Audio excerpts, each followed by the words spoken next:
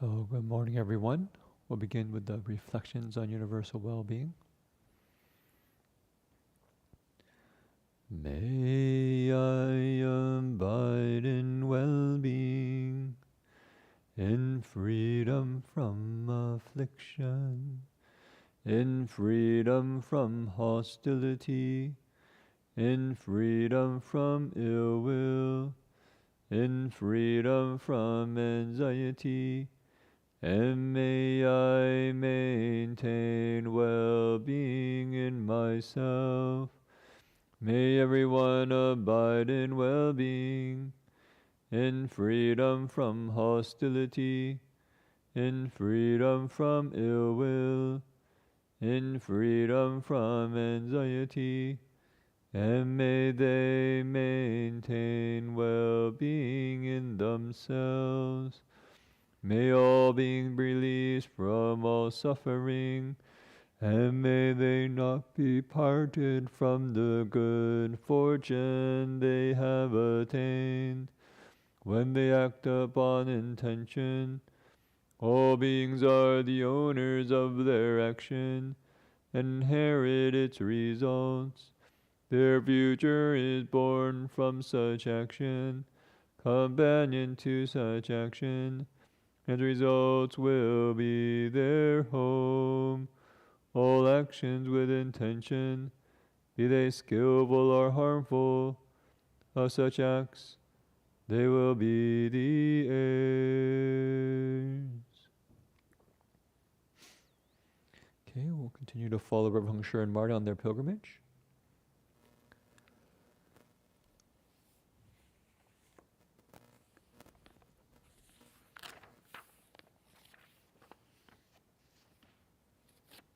This entry is by Dharma Master Heng Chau, Marty, April 24th, 1978. Titled, Be a Good Father, Don't Get Angry. A man named Scott stopped with his young son. He was distraught, almost crazy. They had camped out together overnight in the mountains, and Scott took some psychedelics. He was still tripping. He was desperate for someone to talk to, and although I don't talk, except to briefly explain the pilgrimage, he was so confused and in pain, I couldn't refuse. He related family problems, how his eyes was going blind, and he didn't want his children. I told him about the 5 precepts, and that present problems come from past offenses. Go towards the good, I said. What good? In this world, what does good even mean? He asked cynically. Be a good father. Be patient. Don't get angry. Look for the good qualities in your wife and children. Don't take drugs. Find your natural mind, I said. Joe Marshall, the Cambria High School principal, stopped to make an offering and wish us good luck. I've been following your progress. It's really impressive, especially your practice of silence. It's for peace, isn't it? That's wonderful, he said. Is he, pointing at Rev. Heng Chau, listening to us right now? He asked, wondering if the vow of silence included not quote-unquote talking with your ears as well. No, not if he's doing his job, I said. The vow of silence is to stop talking inside with false thoughts and to be unmoved by what one hears outside, be it slander or praise. In this way, one dwells in proper concentration and can quickly progress. The Avatamsaka Sutra 10 Dwelling chapter says, Disciples of the Buddha, what is the Bodhisattva dwelling in proper thought? Bodhisattva hears 10 kinds of dharmas, and his mind in concentration does not move. He hears praise or slander for the Bodhisattva dharma practices. His mind does not move from concentration on the Buddha dharma.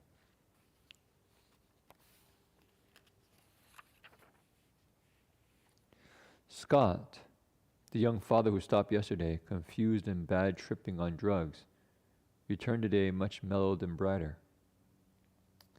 I had a really good last night because I was thinking about what we talked about.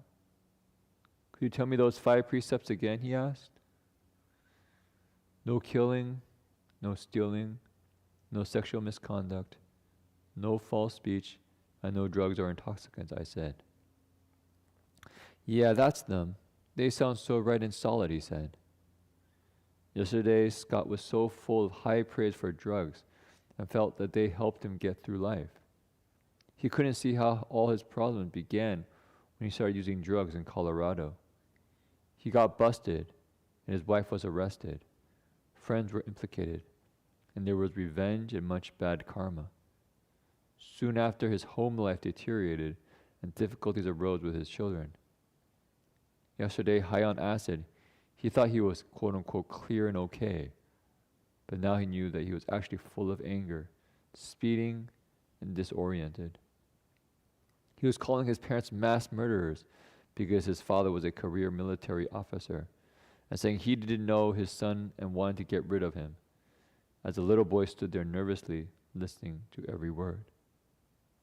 Today he felt shame and remorse for his past lifestyle.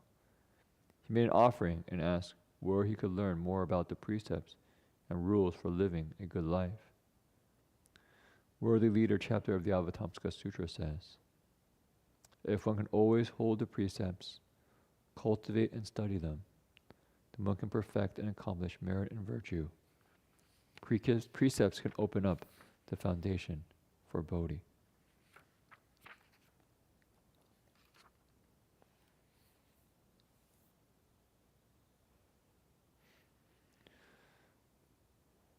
I was thinking and reflecting on this principle of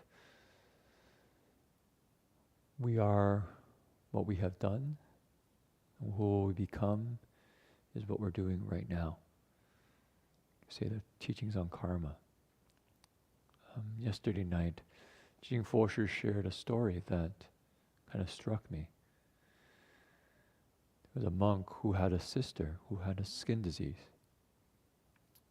It was so bad that she was embarrassed to have other people see her. And so when her family went out to go and meet the Buddha, she didn't go. And finally, after some convincing, she went, but covering her face to see the Buddha.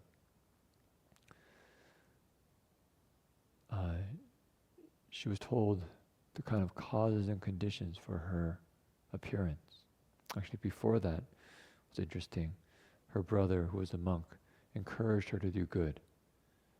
So she sold her jewelry, her bracelets and necklaces, and used that to offer a kind of a Buddhist, a kind of a Buddha, not exactly like a monastery, but maybe you could say like a hall, kind of a simple hall, and then she would adorn it and clean it, and wanted to make an offering to the Buddha and his disciples in it. So she invited them and made an offering. And the Buddha at one point asked, so who made this offering today? I think possibly because she's embarrassed about her appearance. She probably wasn't present. And the people said who she was. And Buddha asked to see her. So at this point, she comes out. I'm sure it's very nerve-wracking. She still covered her face, right? Nerve-wracking to come before the Buddha in front of the public, embarrassed about your appearance, but at the same time having done something very wholesome as an offering to the Buddha. I can just imagine the kind of mixture of emotions of fear, of embarrassment, of joy, of excitement. And so she's there in front of the Buddha. And the Buddha tells her, says, you know why you have this skin disease? I'm sure she says no. So I can tell you the reason why. And Buddha tells her about a past life. So in the past, you were a queen. And the king fell in love with a dancing girl in the palace. And you were very jealous.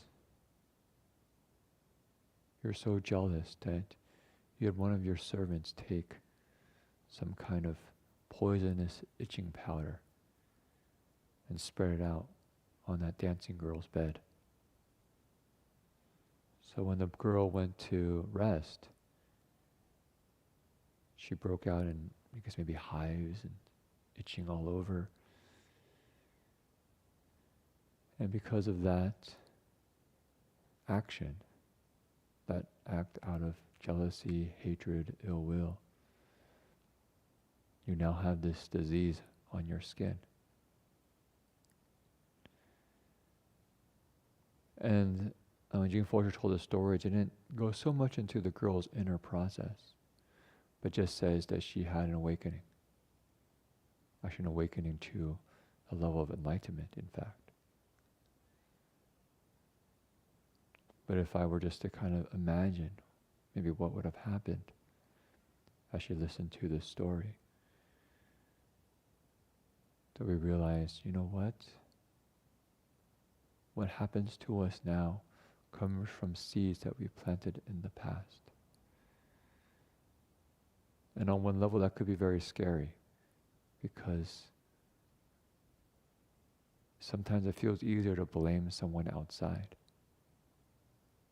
or to say it's just completely random, I just have no control over it. That way I don't feel responsible.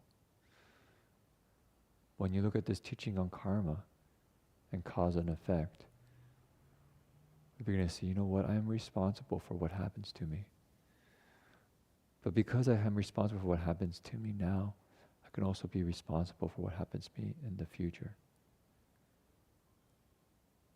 And so right here, right now, if I can do good, if I can plant good seeds, then in the future, perhaps a week from now, a month from now, a year from now, maybe lifetimes from now,